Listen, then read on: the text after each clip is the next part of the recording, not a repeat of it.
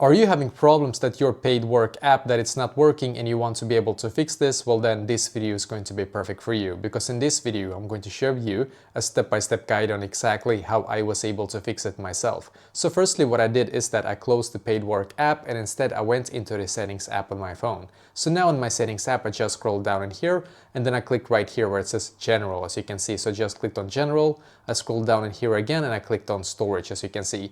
And in here you're just going to wait for all the apps here to actually load, and then when it's done, swipe up, click on the search right here, search for Paidwork, and click on the app here. Now click on offload app and once again click on offload app in here. Just wait a couple of seconds.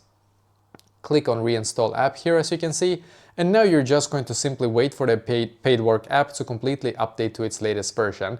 I did this myself and then I went back into the app and it actually fixed this issue completely for me, so I hope that this will be able to fix it for you as well.